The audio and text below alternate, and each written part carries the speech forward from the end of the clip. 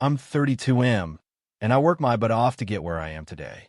No handouts, no support, just long hours, sacrifices, and a lot of failures before I finally made it. I own a successful business now, and after years of grinding, I have a solid financial cushion. I never told my family how well I was doing because, well, they never cared much about my struggles, so why should they care about my success? My younger sister, 27F, has always been the golden child. My parents babied her, excused every dumb decision she made, and handed her whatever she wanted. Meanwhile, I was the family disappointment, the one they criticized no matter what I did. So, imagine my surprise when my phone started blowing up one day, with calls, texts, and voicemails from my parents, all demanding to know why I'd been hiding my money from them. Turns out, my sister had somehow gotten into my bank account. I have no idea how she did it. Maybe she guessed my password. Maybe she saw me enter it once and memorized it. Who knows? But the second she saw my balance, she ran straight to my parents. For $1 million. That's what she saw. And instead of minding her own business, she immediately told them. Next thing I knew, I was being bombarded with messages. Mom, why didn't you tell us you had this much money? We're your family. Dad, you've been watching us struggle while hoarding millions? How could you be so selfish? Sister, I can't believe you've been hiding this. Do you even care about us? I ignored them at first, but when I stopped responding, they showed up at my house. I opened the door, and there they were, my mother already teary-eyed, my father looking furious, and my sister standing there like she just won the lottery. They barged in before I could stop them, sat themselves down like they owned the place, and hit me with the real reason they were here. They wanted me to pay off their debts. Dad, we were thinking you could pay off the house, clear our debts, and set your sister up with a fresh start. Sister, it's not like you'd even notice if a couple million was gone. I stared at them for a long moment before I said, no. They were shocked, like I just slapped them in the face. Mom, you're being cruel. Dad, we're your family. Sister, after everything we've done for you? I laughed. I couldn't help it. Everything they've done for me? They treated me like garbage for years. They never once supported me when I was struggling. But now that I had money, suddenly, they were family again.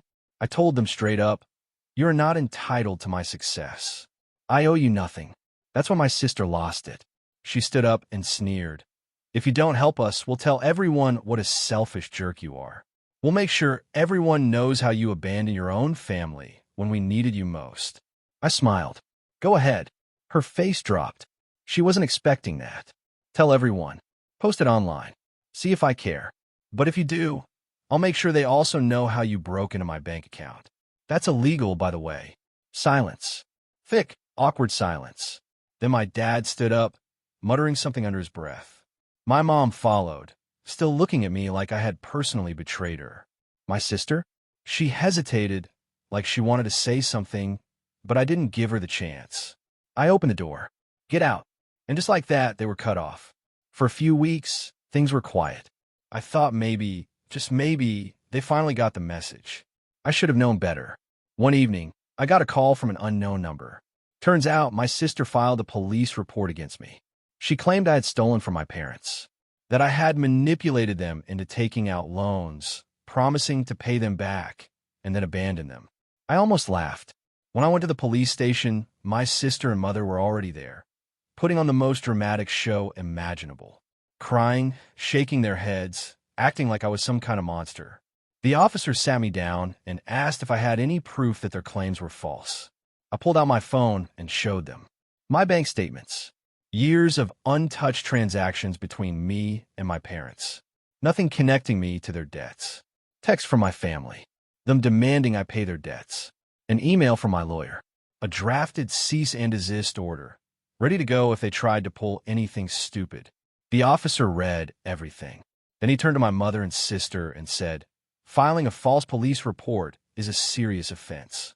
My sister panicked. But he deserves it. He's letting us suffer while he hoards money. That should be illegal. The officer looked annoyed. It's not. But making false accusations is. The second they realized they had zero leverage, they backtracked so fast it was almost funny. The report was dropped, but I wasn't done. I went straight to my lawyer the next morning. I filed a restraining order against my sister. Given the false police report and the unauthorized access to my bank account, I had more than enough grounds. I had my lawyers send my parents a cease and desist letter. Any more harassment? They'd be facing legal action. And just for fun, I sent our extended family the full story. Every text, every voicemail, every accusation. My parents? Their precious reputation was ruined. No more sympathy, no more playing the victim. My sister? She had another problem. See, my lawyer had a little chat with her company's HR department. Employers don't like it when their employees are caught illegally accessing someone's financial records. She got fired. Now my parents and sister are drowning in the same debt they try to force on me. And me? I've never been better. I changed my number, moved to a gated community, made sure they can't reach me ever again. The last I heard, my sister was begging for money online. My parents? Selling off their belongings. Actions have consequences. So yeah, if you ever feel guilty about cutting off entitled, toxic people, don't. Because if they had the chance, they'd take everything from you without a second thought. And if you enjoyed this, subscribe, unless you're like my sister. In that case, keep scrolling.